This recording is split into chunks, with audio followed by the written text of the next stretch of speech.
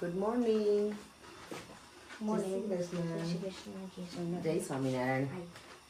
પરેંગને તો જો બ્રેકફાસ્ટ ચાલે છે. દેવામે બ્રેકફાસ્ટ કરવા બેસશે હમણાં. પરેંગ તો આજે મમરા ખાય ને પરેંગ. હું બનાવું છું દેવમના લંચ માટે સોજીના ઉત્તપમ. અને આજે સોજીને છે ને નોર્મલી હું જ્યારે પાણી નાખીને પલાળું ને ત્યારે શું થાય છે, મને લાગે સ્ટીકી થઈ જાય છે, આમ રબર જેવી સોજી લાગે. છાશમાં જ્યારે પલાળું ત્યારે એકદમ સરસ બને. તો મેં છાશમાં જ હવેથી પલાળું છું. 15 મિનિટ જેવું થયું છે. થોડી વાર હજી રહેવા 5 મિનિટ જેવું, અને પછી ઉત્તપમ બનાવી નાખીશ. બધું નાખી દીધું છે. કેપ્સિકમ નાખ્યા છે, ગ્રીન ચીલી સ્પાઇસીવાળા, પછી કોથમીર અને ટામેટા, બ્લેક પેપર, સોલ્ટ એટલું નાખ્યું છે. તો ચાલો દેવના ઉત્તપમ લંચ માટેના બનાવી દઉં. એટલે એનું લંચ રેડી. બ્રેકફાસ્ટ એ દૂધને સિરિયલ કરે છે અને પછી હું મારો બ્રેકફાસ્ટ કરી લઈશ. દેવમ રેડી થઈ ગયો છે સ્કૂલે જવા માટે. અને પીગી બેંકમાં દેવ આમાં જો 2 બોક્સ છે, એટલે બધું એકમાં જ જતું હશે. એ મેં કાલે નહોતું નોટિસ કર્યું. અહીંયા છે ને અહીંયા છે. ના, એ તો કોઈ નહીં આપ્યો એને. માય મંદિર અને માય સેવા. ઓકે, સારું. હા હા, ઓકે. તો આપણે મંદિર જવાનું થાય પહેલાં આખું ભરી દેવાનું છે યાર, હે ને? તો એના માટે તારે શું કરવું પડશે બોલ? હવે તારી મહેનત નહીં કરવાની. અમારો જો જેડ પ્લાન્ટ છે ને, એમાં બહુ મોટો પ્રોબ્લેમ થઈ ગયો છે. હવે પાણી વધારે પડી ગયું કે ખબર નહીં, આ બધા નમી ગયા બિચારા આખા. જો હવે શું કરાય એનું મને કહેજો, કંઈક સજેશન આપો તમે લોકો, ખબર હોય ને તો કંઈ. માટી બહુ જ ભીની થઈ ગઈ કે મેં માટી ચેન્જ કરી. માટી મેં બધામાં ચેન્જ કરી છે, પણ આમાં જ આ પ્રોબ્લેમ થયો છે, આ પ્લાન્ટમાં જ. તે બાંધીને શું કરવું પડે, કારણ કે આખું લબડી જ ગયું છે ને. આના મને લાગે રૂટ્સ કરવા પાછું મૂકવું પડશે. દેવમ જો સ્વિમિંગમાંથી આવી ગયો છે.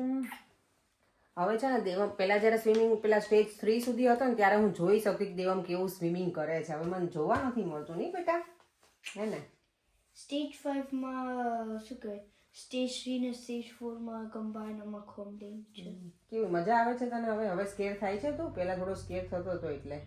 નહીં, આમ સારું લાગે છે, પણ બહુ આમ થાકી જાય છે. થાકી જાય છે? હાફ એન અવરમાં થાકી જાય છે? આમ 5 મિનિટમાં મન થાકી છે. 5 મિનિટમાં મને થાકી જાય છે? હા, મને આખું આમ જાય. સ્ટેજ 4 છે ને તારો? હા, હાઉ ડુ યુ નો? ના, હું ભૂલી જાઉં છું. તું યર 5 ને સ્ટેજ 4. તો સ્ટેજ 5 સ્ટેજ 5 યર 5. દેવમ છે ને 3-4 દિવસ એટલો બિઝી હોય, ટ્યુશન હોય, સ્વિમિંગ હોય ને બેટા, અને પછી હોમવર્ક હોય. ના, એક જ મિનિટ.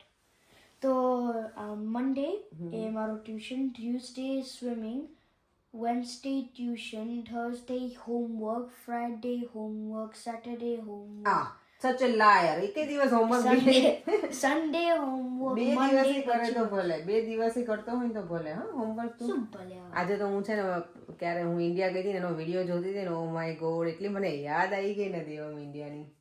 સરપ્રાઈઝ માં આપી હતી ને ઇન્ડિયા, બાને દાદાને ને બધાને, નાના નાની ને બધાને. ઓ માય ગોડ, મેં એ વિડીયો જોઈને મજા પડી ગઈ. પહેલા દિવસે જઈને ભજીયા બનાવ્યા હતા મારા ભાભીએ, બરફનો ગોળો ખાવા ગઈ હતી. Oh my God.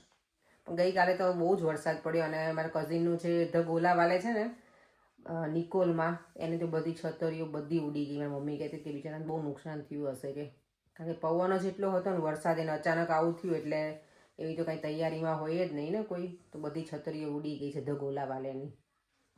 બધી અમરેલા હોય ને ડેકોરેશન, એ ઉડી ગઈ. બોલ, ફ્લાવર થઈ ગઈ. ચાલો તો હવે ડિનરમાં શું બનાવું દેવમ કે ને, મને કંઈક આઈડિયા આપને બેટા પ્લીઝ. ઈઝી વાળો. હા, હું નહીં મામાથી બને ને એવું કે ઢોસા ના બને. ચાલો કંઈક ડિનર બનાવી લઈએ. આજે તો મેં કંઈ નવીન બનાવવું નહોતું, એટલે મેં કંઈ બનાવ્યું નથી એક્સ્ટ્રા એડવાન્સમાં, નહીં તો બનાવી લઉં. અને અહીંયા પર્યમ શું કરો તમે? અકાઉન્ટ જોઉં છું બધા. ઓકે, શું બનાવવું પડે? એક કામ કર, હમણાં એક રીલ જોઈ હતી, કોરોના આવી હતી ને તેની વેક્સિન બનાવી. ચલો કંઈક બનાવી લઈએ. શું બનાવે જોઉં છું, ચાલો ને હમણાં બનાવી નાખું. હવે પર્યંકા શું કરો છો? મારો આઈફોન વોશ કરે જોતો, જોજો બગડી ના જાય યાર.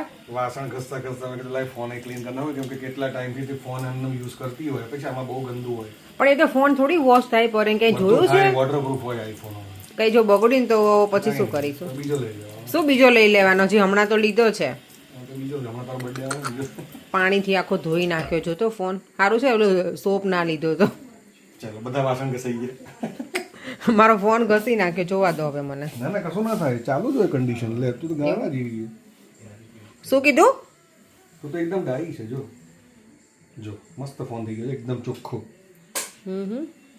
હવે ચાલુ કરીને જોવાનું કે ચાલે છે કે હા નહીં ચાલે જ ને બધું ચાલે ઓકે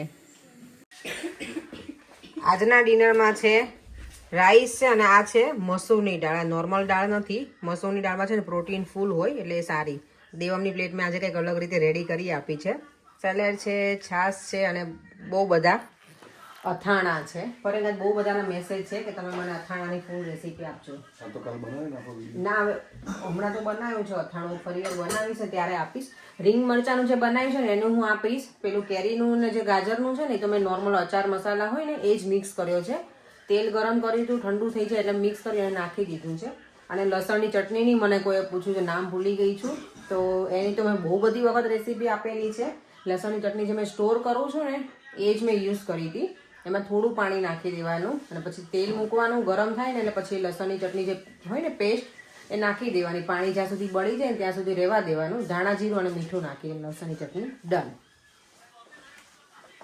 દેવમની પ્લેટ તો જો હા બાકી રજવાડી ડિનર હોય એવું થઈ ગયું છે દેવમ તને તો આજે અને અમે જો આજે નીચે બેસ્યા છીએ જમવા માટે પર એમને ટીવી જોવું હતું ને એટલે નહીં અને દેવમને ચલો દેવમ તો છે ને ઉપર સુવા જતો રહ્યો છે હું બેઠી બેઠી કોમેન્ટ રીડ કરતી હતી તો કોમેન્ટ હતી હસુબેન સરને એની કંઈક છે ભૂલી ગઈ છું કે તમે તમારા હેરકટ ક્યાં કરાયા છે કે જો તમે છે ને મારા હેરકટ વોટફોર્ડમાં કરાયા છે વોટફોર્ડ શોપિંગ સેન્ટર છે ને એની બહાર સલૂન છે ઓરા એમાં મેં કરાયા છે મારા હેરકટ આ વખતે સરસ કર્યા છે જો તમને ઇન્ડિયન સ્ટાઇલ ગમતા હોય ને તો મજા આવે કરવાની કારણ કે હું મારા સલૂનમાં જ્યાં છે ને ત્યાં કરાવું ને તો એ લોકો સારા કરે છે પણ એ લોકો સ્ટ્રેટ વધારે કરે તો મને આ હેરકટ વધારે ગમે આ વખતે તો મેં ત્યાં કરાયા હતા અને બીજી પણ ઘણી બધી કોમેન્ટ છે યસ અથાણાની તો હું હવે બનાવીશ ત્યારે આપીશ રેસીપી સાથે ફૂલ રેસીપી સાથે આપીશ હવે નેક્સ્ટ ટાઈમ અને ચલો બીજી કોમેન્ટ રીડ કરી અને પછી એનો આન્સર પણ આપી દઉં જોડે જોડે શ્રુતિ પટેલની કોમેન્ટ હતી કે તમે રેસ્ટોરન્ટનું એડ્રેસ આપજો તો W11 છે પોસ્ટકોડ અને ઢીશુમ છે ઓબ્વિયસલી તો તમે નાખશો એટલે તમને આઈડિયા આવી જશે કે એક્ઝેક્ટલી કયા લોકેશન ઉપર છે મેં હજી વિઝિટ તો નથી કરી હું જઈશ થોડું